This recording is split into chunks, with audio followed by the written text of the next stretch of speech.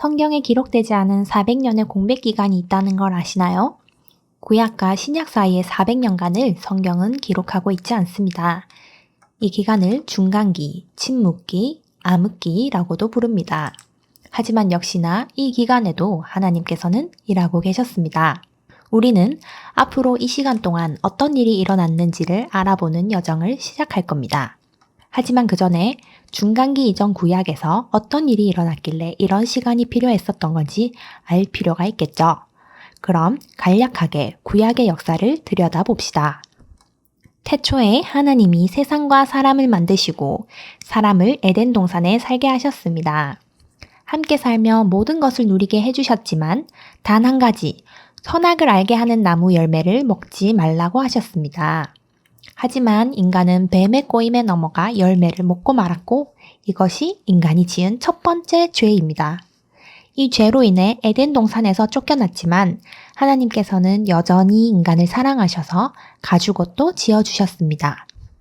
쫓겨난 인간들은 가인과 아벨이라는 아들을 둘 낳았습니다. 이들이 자라 첫 생산물로 제사를 드렸지만 하나님이 가인의 제사는 받지 않으셨죠. 그러자 가인이 화가 나 아벨을 죽입니다. 인류 첫 살인이죠. 하나님께서 너 아벨 봤니? 라고 물으시자 내가 아벨 지킴이에요! 라며 대들었고 하나님의 역사는 가인도 아벨도 아닌 또 다른 아들 셋을 통해 이어지게 됩니다.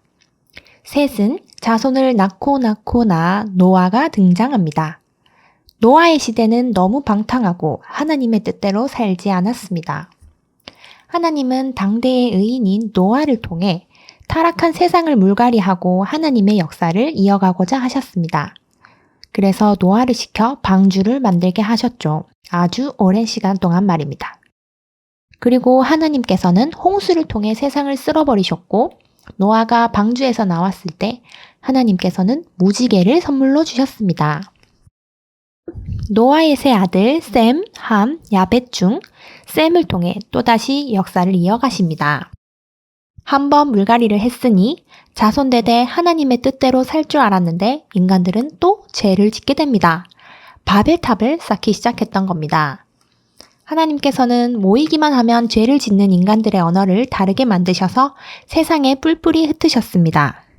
그렇게 흩어진 인간들은 또다시 아들을 낳고 갈대아 우르 지방에서 신상을 만들어 팔던 데라라는 사람의 아들인 아브라함이 등장합니다. 하나님께서는 아브라함을 통해 민족을 이루시기로 하죠. 하지만 아브라함에겐 오랫동안 아들이 없었습니다. 그래서 하나님의 천사가 와서 아브라함에게 아들을 주겠다고 했을 때 아브라함의 아내 사라는 키득거리기까지 하죠. 그리고는 자신의 여종 하갈을 남편에게 보내 이스마엘을 얻습니다. 하지만 하나님께서는 본부인인 사라를 통해 민족을 이루시기를 원하셨죠. 사라는 결국 90살의 나이에 임신을 하게 되고 이삭이라는 아들을 얻게 됩니다. 하지만 이 귀한 외아들인 이삭을 하나님께서 갑자기 바치라고 하십니다. 아브라함은 그대로 따르고 이삭을 죽이기 직전에 하나님께서는 이삭 대신 양 한 마리를 보내셔서 이삭을 살려주십니다. 이삭은 에서와 야곱을 낳고 야곱은 12명의 자식을 낳습니다. 12명의 자식들 중 가장 예뻐했지만 형들이 팔아버린 아들 요셉이 고생 끝에 하나님의 돌보심으로 이집트의 총리가 되자 온 가족이 이집트로 넘어가 살게 됩니다. 야곱의 이름은 이스라엘이 되고 그의 후손들이 12지파의 기원이 됩니다. 이들이 자손을 낳고 엄청난 민족을 이루게 됩니다. 그런데 도중 이집트에서 쿠데타가 일어나 왕조가 바뀌게 됩니다. 요셉을 모르는 함족의 파라오가 왕권을 찬탈하였고 그는 너무 커져버린 이스라엘 민족들을 두려워해서 노예로 만들어 핍박하기 시작합니다. 심지어는 히브리인 갓난아기들을 다 죽이라는 명령까지 하게 되는데 요게벳이라는 히브리 여인이 자신이 낳은 아기를 죽일 수가 없어서 역청을 바른 방수 바구니에 아기를 담아 나일강에 띄워보내죠. 그 아기는 이집트의 공주에게 발견되어 이집트의 왕자로 자라게 됩니다. 그가 바로 모세입니다. 하나님께서 모세에게 이스라엘 민족을 다 데리고 이집트를 나오라고 하십니다. 너희들에게 줄 땅이 있다고 하시면서요. 하지만 파라오가 공짜 노동력인 노예들을 쉽게 보내줄 리가 없습니다. 그는 10가지 재앙을 다 겪고 마지막 마다들의 죽음까지 겪은 후에야 이스라엘 민족들을 보내주지만 도중에 마음이 바뀌어 다시 쫓아오죠. 도망치던 이스라엘 민족은 홍해를 만나 길이 막혀버리지만 하나님께서는 홍해를 갈라버리시고 이스라엘 사람들이 다 건넌 후에는 물을 다시 덮어 쫓아오던 이집트 군대를 그대로 바다에 수장시켜 버리십니다. 그렇게 이집트 탈출에 성공한 이스라엘 사람들. 약속된 가나안 땅으로 출발하는데 전투력이 제로입니다. 하나님은 이들에게 하나님만 온전히 의지하면 모든 전쟁을 이길 수 있음을 알려주시며 40년간 광야에서 하나님만 의지하는 법을 훈련하십니다. 40년간 광야 생활을 하면서도 계속해서 죄를 지었던 이스라엘 민족들은 이집트를 탈출했던 1세대들은 여호수아와 갈렙을 제외하고는 지도자인 모세를 포함하여 그 누구도 약속의 땅에 발을 들이지 못했고 2세대들만 들어갈 수 있었습니다.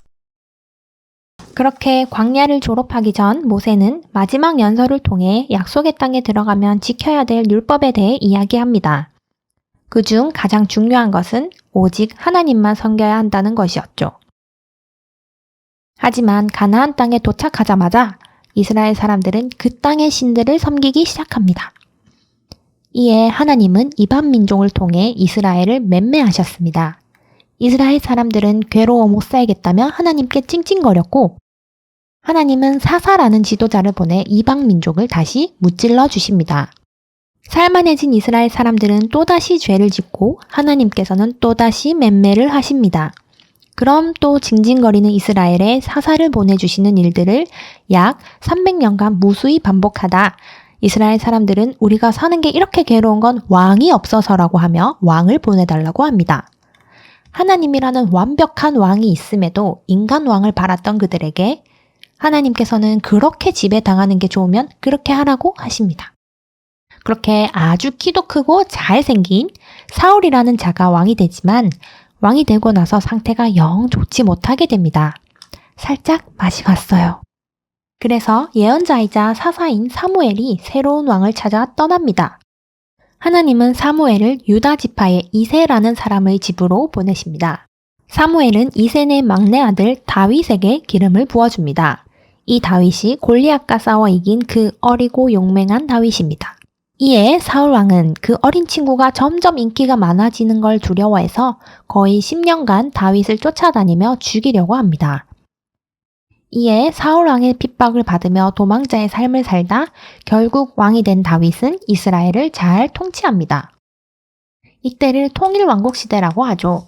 그리고 이 다윗의 아들이 그 유명한 솔로몬 왕입니다. 지혜의 왕이었던 그는 나라를 부강하게 만들고 성전과 궁전을 크고 화려하게 새로 짓습니다. 하지만 너무 많은 이방 여인들을 아내로 들이면서 각국의 우상신들도 함께 들어옵니다. 이로 인해 솔로몬의 아들 때부터 나라가 쪼개지게 되죠. 북이스라엘과 남유다로 나뉘어진 이스라엘은 여전히 우상을 숭배하면서 하나님의 말씀을 더럽게 안 지킵니다. 광야 생활과 그 이전의 노예 생활은 다 잊은 듯이 말이죠.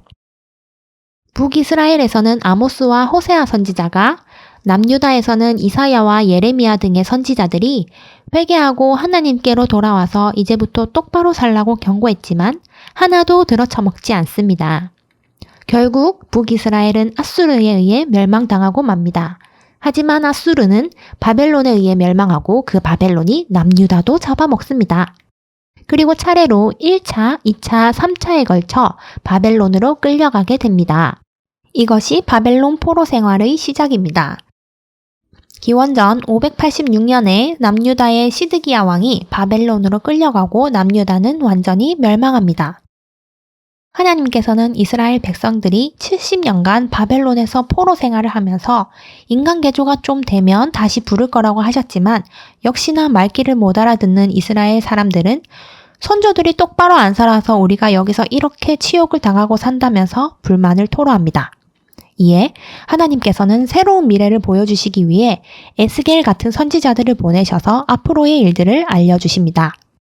그리고 때가 되었을 때 바벨론을 멸망시킬 새로운 나라, 바사를 역사에 등장시키십니다. 페르시아 왕 고레스를 통해 이스라엘 백성들을 남유다로 다시 보내십니다. 성전을 회복하라면서요.